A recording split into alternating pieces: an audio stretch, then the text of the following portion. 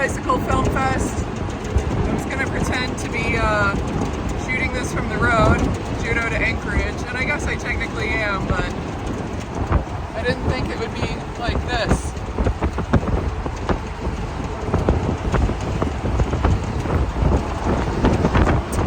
Let it be known this is mandatory hitchhiking, not voluntary, certainly not requested.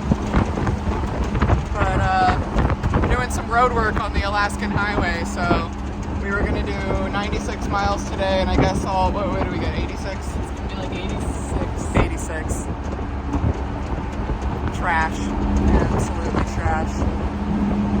Well, thank you, Mitchell, for taking us not all the way through the detour. We'll have to take it again in the morning.